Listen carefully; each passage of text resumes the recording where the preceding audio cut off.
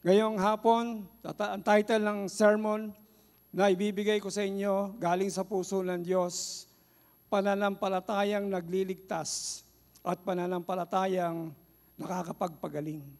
Amen? Sabihin ninyo, pananampalatayang nakapagliligtas at pananampalatayang nagpapagaling. Amen. Hallelujah.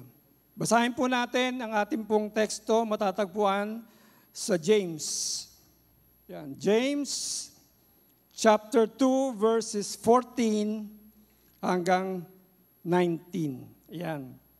Ano ang mabuti, mga kapatid, kung ang isang tao ay nagsasabing siya ay may pananampalataya pero walang gawa? Yung bang pananampalataya na yon makakapagligtas sa kanya? Talata 15, sabi, halimbawa, ang kapatid mo o na babae o lalaki ay wala siyang damit at walang makain sa pang-araw-araw. At isa sa inyo ay magsasabing, kapatid, dinadalangin ko na ikaw ay maging mabuti, maging sa pagtulog mo, ingatan ka ng Diyos, at nawa ikaw ay mapakain.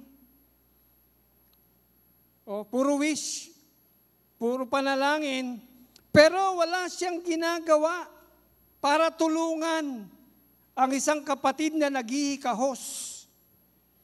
Gayong meron siyang kapabilidad para tumulong, pero sa salita lang. Wala siyang ginagawa upang matugunan ang pisikal na pangangailangan ng taong iyon. Ano ang mabuti roon? Ganon din ang pananampalataya. Ang pananampalataya mo, kung mahal mo ang Diyos, kung mahal mo ang kapatid mo, kailangan makita. Ano ibig sabihin? Kailangan may aksyon. Ang sabi sa talata 18, ngunit may nagsasabi, may pananampalataya ka, pero may gawa naman ako. Ipakita mo sa akin ang iyong pananampalatayang walang kasamang gawa, at ipapakita ko naman sa iyo ang aking pananampalataya sa pamamagitan ng aking mga gawa. Hallelujah. Alam niyo ba, sabi rito sa talata 19, ikaw ay nananampalataya na merong isang Diyos. Naniniwala ka sa Diyos. Pero sasabihin ko sa iyo, hindi sapat ang pananampalataya mo na may isang Diyos dahil kahit na ang demonyo, verse 19, ay naniniwala rin na may Diyos. Ayan. Sumampalataya ka ng Diyos ay isa, hindi ba mabuti yan? Pero ang mga demonyo man ay sumasampalataya rin at nanginginig pa, mga kapatid. So, papakita ko sa inyo ngayong hapon ang iba't ibang klase ng pananampalataya. Ang pananampalataya ay napakahalaga sa buhay ng isang Kristiyano. Kung walang pananampalataya, imposible na ikaw ay it is impossible to please God. Hindi matutuwa sa iyo ang Diyos kung wala kang tunay na pananampalataya. Kung ang pananampalataya mo ay sanguso lamang at walang gawa. Hebrews 11:6. The Christian is saved by faith sa pamamagitan ng tunay na pananampalataya. Ikaw ay iniligtas ng Diyos hindi dahil sa iyong mga gawa, kundi sa pamamagitan ng biyaya ng Diyos. Ang Christian ay kailangan mabuhay ayon sa pananampalataya. Kung sinasabi mong ikaw ay Kristiyano, yan ang pananampalataya mo, dapat kakitaan ka ng bunga ng banal na Espiritu, which is love, joy, peace, patience, kindness, goodness, self-control. Nakikita ba sa iyo yan? Ang sabi po ng Bible, ang sabi ni Apostol Pablo, lahat tayo dapat ay gayahin natin si Kristo, tularan natin si Kristo. Maski siguro sa ilang lugar sa Pilipinas, konti lang ang nagsisimba. Kasi hindi nakikita sa buhay ng mga mananampalataya ang buhay ni Kristo. Mga kapatid, mahalaga na malaman natin na ang pananampalataya natin ay pananampalatayang nagliligtas at pananampalatayang nagpapagaling. Sabi sa James 2:14-6, dito makikita natin ang iba't ibang uri ng pananampalataya. Una, talata 14 hanggang 17, balik natin doon sa James, 14 hanggang 15. Ito ang tinatawag na pananampalatayang patay. Ano mapapala ng isang tao kung sabihin niyang siya ay may pananampalataya? Hindi naman ito pinapatunayan ng gawa. Maaaring Kristiyano ka. Wala kang integridad. Wala kang isang salita. Nagko-compromise ka. So, mga kapatid, ang pananampalatayang yan ay patay. Sapagkat malalaman at malalaman ng tao ang klase ng pananampalataya na meron ka, bagamat ikaw ay nagsisimba, ikaw ay nananalangin, kabisado mo ang Ama namin, kabisado mo mga doktrina, pero hindi nakikita sa buhay mo. Pangalawa, tinatawag natin dead faith ay sa isip lang, intellectual. Hallelujah. Sa isip niya, alam niya ang doktrina ng kaligtasan, alam niya ang pagsamba sa Panginoon, pero kailanman hindi niya isinuko ang kanyang sarili, ang kanyang buhay upang siya ay gabayan. Ituro ng Panginoon ang direksyon at siya ay magpagamit para maging kabahagi ng ministeryo ng pagpapakilala ng kaligtasan ng Diyos. Kaya ako'y natutuwa sa buhay ng ating choir, sapagkat sila man ay may sariling mga Bible study maliban sa pagdalo sa Galilee. Maging yung mga seniors na nakita natin. Nakate na po ako ng senior na hayo ni Kuya Narsing at sinabi ng ilan, nagpapatotoo sila, dati po ako nasa inuman lang eh.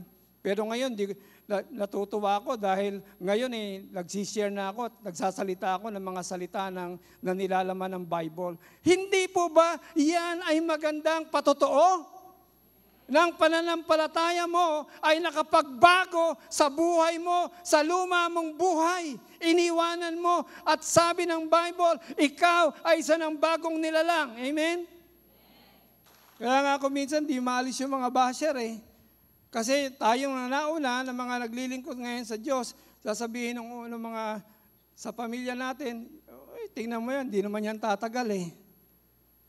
Kailangan tayo po'y magtagal para makita nila na ito'y hindi panandalian lamang. Hindi ito pakitang tao, kundi ang Espiritu ng Diyos ang siyang nagbabago sa atin. Palakpakan natin si Lord. Mga kapatid, ang pananampalatayang intellectual, ito ba'y nakapagliligtas? Sagutin niyo ako. Hindi. Sapagkat hindi nakikita ang buhay na nagbago. Ang pananampalataya niya ay patay sa salita. Maganda. Yung tinatawag na he is not walking his talk. Amen? Nangangaral siya, pero ang buhay niya, hindi kinakikitaan ng aral ng Panginoon. This is a dead faith. Ito po'y huwad, isang fake na pananampalataya. At ito po'y kinukundina ng Biblia. Mga kapatid, ang nais ng Panginoon, hindi lamang tayo manampalataya sa isip. No man can come to Christ by faith and remains the same. Kapag totoong isinuko mo ang buhay mo sa Panginoon, babaguhin ka ng Diyos. Pangalawang pananampalataya. Pananampalataya ng demonyo. Nabasa natin kanina sa talatang 19. Sila'y naniniwala sa Diyos. Sila'y naniniwala na ang Diyos ay isa. Sila'y naniniwala na merong impyerno at langit. Naniniwala sila na isang araw, for it is appointed, itinakda ng Diyos na tayo'y mamamatay at haharap tayo sa paghuhukom ng Diyos. Amen? Pero sa kabila ng pananampalataya na yon, mga kapatid, ang sangkot lamang doon ay intellect at ang emosyon. Amen? Maaaring may pag-iyak ng pagsisisi. Pero yun nga panahon lang ang magsasabi. Amen? Kung ikaw ay tatagal. Kasi ang pananampalataya, nagre-require ito ng paninindigan. Tayuan mo ang pananampalataya mo. Confirm your faith sapagkat ang pananampalataya ay pinapadaan ng Diyos. Sa mga pagsubok, pinapahintulutan niya ang pagsubok upang ang pananampalataya mo ay maging dalisay na tulad ng isang ginto. Amen po ba? Madaling magsabing may pananampalataya, pero ibang bagay na yung pananampalataya mo hindi lamang sa isip, hindi lamang sa intellect, hindi lamang sa emosyon, at ito yung pangatlong pananampalataya, ito yung dynamic faith. Mga kapatid, ang dynamic faith ay nakabase sa salita ng Diyos. Amen? Hindi sa opinion ng tao. Dynamic faith involves the whole man, the intellect, the mind, and the emotion, and the will.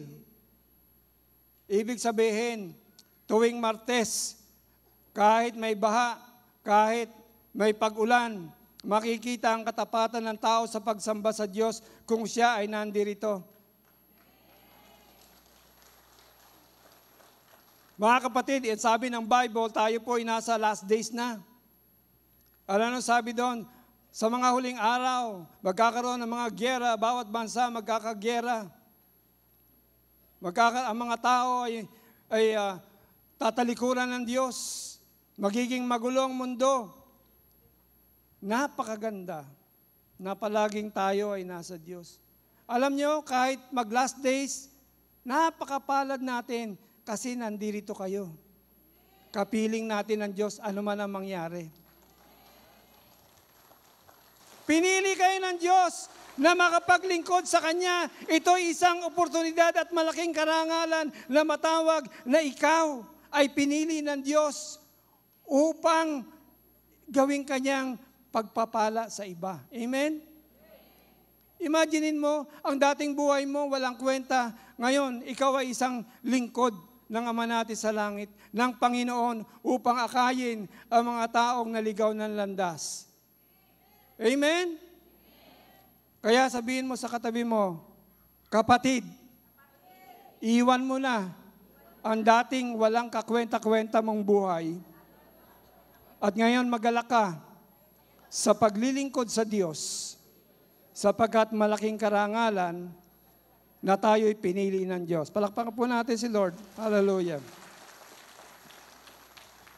Ngayon naman, dumako tayo sa pananampalataya. Ang pananampalataya, ito ay hindi lamang paniniwala, kundi kinakailangan kung naniniwala ka sa puso, dapat sinasabi mo, kinukonfess mo palagi. Dapat bukang bibig natin, purihin ang Diyos, praise the Lord. Kasi yun ang nasa puso mo eh. Kung ano ang nasa puso mo, yun ay lalabas. Kaya ugaliin natin, salamat sa Diyos, purihin ang Diyos, mabait ang Diyos. God is good all the time. All the time. God is good. Palakpakan natin si Lord. Hallelujah. Ang tunay na pananampalataya ay may epekto sa puso at sa iyong mga bukang bibig. Amen? At ito rin, mga kapatid, ang susi. Ngayong hapon, sasabihin ko sa inyo, by your belief in your heart, sa paniniwala mo sa puso mo, at sa pagdideklara mo kung anong nasa puso mo, pagtitiwala sa kagalingan ng Diyos, pagliligtas ng Diyos. Ang sabi rito, ito po ay matatagpuan sa sa Luke chapter 8, verses 8:40. Basahin po natin, pagbalik ni Jesus, masaya siyang tinanggap ng mga tao sapagkat siya'y hinintay nila. Dumating noon ang isang lalaking nagngangalang Jairo, isang tagapamahala ng sinagoga. Nagpatira pa ito at nakiusap kay Jesus na sumama sa kanyang bahay. Sapagkat ang kaisa-isa niyang anak na babae na maglalabing 2 taong gulang ay naghihingalo. Malapit nang mamatay. Habang naglalakad si Jesus papunta sa bahay ni Jairo, sinisiksik siya ng mga tao. Kabilang sa mga ito ang isang babaeng 12 taon nang dinudugo at hindi mapagaling ni numan. Naubos na ang kanyang kabuhayan dahil sa pagpapagamot. Lumapit siya sa likuran ni Jesus at hinawakan ang laylayan ng damit nito. Para makalapit siya kay Jesus, sabi niya, mahipo ko lang ang laylayan ng Panginoon, laylayan ng damit niya. Ako'y gagaling. Sinabi niya sa kanyang puso, yun ang pananampalataya niya. So magaling na siya. Kasi sinabi niya, mahawakan ko lang. Gagaling na ako. Hindi pa nahawakan eh. Sabi niya, mahawakan ko lang. So, buwis-buhay siya. Sumuot siya. Kahit na matapakan siya. Hanggang sa nahawakan niya. Okay? Noon di tumigil ang kanyang pagdurugo, instant healing. Why? Kasi yung pananampalataya niya, nakita ng Diyos. Ng pananampalataya niya, wagas. Ang sabi ng Bible, ang sino man na lumalapit sa Diyos, kailangan lumalapit siya dahil siya ay tapat na naghahanap sa Diyos. Pag nakita ng Diyos na ikaw ay naghahanap sa Kanya. Amen? Alam niyo, minsan ang mga tao, pagka may problema, pumupunta kay Lord. Amen? Pero pag ayos na, nawawala na. Sa totoo lang, kailangan natin, hindi trabaho, kailangan natin, unahin mo muna si Lord. Ayusin mo ang relasyon mo sa Panginoon. Sapagkat hindi lang trabaho ang makakamtan mo sa Panginoon, aayusin niya ang buhay mo. Pasasaganain ka niya. Ngunit gusto ni Lord makita ang iyong pananampalatayang tunay. Amen? So, nagtanong si Jesus, sino ang humawak sa damit ko? Walang umaamin. Napakaraming tao. Sinabi ni Pedro, Panginoon naman, napapaligiran po kayo at sinisiksik ng mga tao. Hindi po natin alam. Anong sagot ng Panginoon? Ngunit sinabi ni Jesus, may humawak sa damit ko. Alam pala ni Jesus, naramdaman niya kasi naramdaman kong may kapangyarihan na lumabas sa akin. Mga kapatid, kung ikaw ay tunay na lumalapit sa Panginoon at humihiling ng kagalingan, humihiling ka ng iyong ikabubuhay, humihiling ka para mapagaling ang iyong mga kaanak na may sakit, hindi mo na kailangan humingi ng permiso sa Panginoon. Yung pananampalataya mo ay nakikita ng Diyos. At kapag iyon ay nakita ng Diyos na totoo, ang kagalingan ay sasa iyo ora mismo. Palakpakan natin ang Diyos. Instant healing. Mga kapatid, sa totoo lang, binabantayan ka ng Diyos. God is watching us. Di ba may kantang ganon? God is watching you. Kung alam ng Diyos na ikaw ay nagtatapat, pagpapalain ka niya. Okay? Yung inaawit mo sa banda rito, Lord, paulanin mo ng pagpapala, ibibigay sa iyo ng Diyos sapagkat ang Diyos ay makapangyarihan. Lahat ng kayamanan ay nasa Kanya. At gusto niyang ipamana sa iyo, pero tinitingnan ng Diyos kung ikaw ay mapagkakatiwalaan. Amen? Hallelujah. Mga kapatid, yung kapangyarihan lumabas sa Panginoon. Ibig sabihin, walang qualification para matanggap natin ang kapangyarihan. This is a blessing from God. Okay? Basta lumalapit ka sa Kanya. Naglilingkod ka sa Kanya, mapapansin ka ng Diyos. At kung nakita ng Diyos na ikaw ay nagtatapat, lalo kang pagpapalain. Amen? Lalo kang pagpapalain. Okay, mga kapatid, alam po ninyo, mas madaling gumaling yung mga may sakit na mga mabibigat, yung mga terminal cancer. Sa karanasan ko, bakit? Kasi si Lord na lang talaga inaasahan nila, wala nang iba. Give up na sila sa medisina eh. Si Lord lang. Pag nakita ni Lord ng pananampalataya mo sa Kanya ay 100%, yun ang kailangan. Matatanggap mo ang kagalingan. Ngayong hapon, matatanggap mo ang kagalingan na hiniling mo sa Diyos. Why? Sapagkat ang sabi sa unang Pedro, ang mga nananampalataya, you are a chosen people. Mga pinili kayo ng Diyos. Royal priesthood, holy nation, a people belonging to God. Kilala ng Diyos kayo. Saan man kayo, alam ng Diyos kung saan kayo nakatira. At ang sabi ng Diyos kay Jeremiah, ang mga pangako ko kay Abraham ay pangako ko rin sa mga hintil, sapagkat sa pamamagitan ng anak kong si Kristo, ang sakripisyo niya ay para sa lahat. Kung tinanggap mo sa Kristo, ang mga pagpapalang ito ay sa iyo. Amen? Ang pagpapala na nakalaan sa Israel ay matatanggap natin sa pamamagitan ng pananampalataya sa sakripisyo ng ating Panginoong Jesucristo sa krus ng Kalbaryo. Katunayan, ito po ang sinabi, mga kapatid. Ang sinabi doon, sa pananaw ng Diyos tungkol sa kagalingan, ang pagpapagaling ng may karamdaman ay trabaho ng ating Panginoong Jesucristo. John 9:14. Ang sabi ng Panginoon, hindi ako pumunta para sa mga taong righteous. Ako ay pumunta para sa mga taong makasalanan. Amen?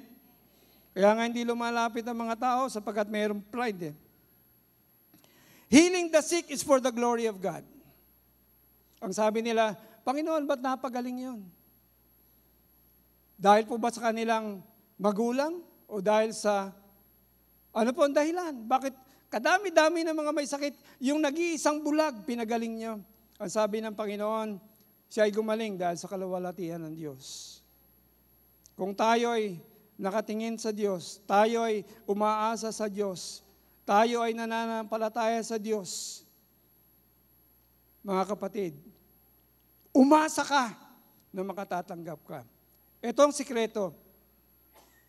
Kailangan, meron kang expectation kay God. Kailangan, katulad ngayong hapon, narinig niyo yung salita ng Diyos. Wow! Lord, ini-expect ko sa hapong ito, pagagalingin mo ko. Pag sinabi mo yan, the Holy Spirit gets excited. Amen? Kasi healing comes by hearing the Word of God. Kung excited ka sa salita ng Diyos, ang salita ng Diyos ay salita ni Kristo. Ang sabi doon, ang Diyos ay hindi tao upang magsinungaling. Tutuparin niya ang kanyang mga pangako. At ang sabi niya, sasangkapan ko ng kapangyarihan ang aking mga pangako sa inyo na pag ito'y pinanghawakan ninyo, titiyakin ko sa inyo, natutuparin ko ang mga pangako ko sa inyo. Palakpakan natin si Lord. Huwag po nating kalimutan, walang imposible sa Diyos. Amen? Lahat ng hilingin mo, sabi niya, kung ikaw ay may hinihiling sa Diyos, lumapit ka na may pananampalataya, naniniwala na ang hihilingin mo ay ipagkakaloob niya, ang sabi, mangyayari sa iyo yan. Kung nananampalataya ka sa Panginoon, palagi mo sinasabi, Lord, alam niyo ba, ang healing, binigay na ng Diyos. Tingnan po ninyo. Ito ang gusto ko malaman ninyo. Ang sabi po rito, 1 Peter 2:24, ang mga kasalanan natin, tinaglay niya sa krus ng Kalbaryo, so that we might die to sin, upang tayo'y mamatay sa ating kasalanan at mabuhay para sa katwiran ng Diyos at sa pamamagitan ng mga sugat na kanyang tinamo, ikaw ay pinagaling. Amen? Kaya po namatay sa krus ng Kalbaryo si Kristo para akuin ang lahat ng ating kasalanan. Bagamat siya'y walang kasalanan, inako niya ang ating kasalanan, inako niya ang ating mga karamdaman, inako niya ang lahat ng pwedeng mangyari dahil sa pagkakasala ng tao. At nung ito'y inako niya at siya'y namatay at muling nabuhay, yun po ang resurrection power, nagtagumpay na ang Panginoon. Ang kagalingan ay depende na ngayon sa iyong pananampalataya. Amen? Ang sabi po doon, sa pamamagitan ng kanyang sakripisyo sa krus ng Kalbaryo, tinaglay niya na ang iyong karamdaman. Sa pamamagitan ng mga sugat na tinamo niya sa krus ng Kalbaryo, pinagaling ka niya 2,000 taon na nakararaan. Hindi ka niya pagagalingin, magaling ka na kung ito ay pinanghawakan mo. Mga kapatid, kung mananampalataya ka doon sa salita ng Diyos na pinagaling na tayo, healing is yours. Hindi ka na kailangan magmakaawa. Lord, pagalingin mo ako. Dahil ang sinasabi, unawain natin, sinasabi, magaling ka na. Ang kanyang sakripisyo sapat na, sabi niya, it is finished. Wala, hindi na magpapapako muli ang Diyos sa krus na isang beses lang, that is the supreme sacrifice. Ngayon, ito ang hamon ko sa inyong lahat. Manampalataya tayo na ang Diyos, ayon sa kanyang salita, hindi siya nagbabago. Siya ang Diyos na madakilang manggagamot. Siya ang Diyos na nagpapagaling noon, ngayon, at magpakailanman. Palakpakan po natin si Lord.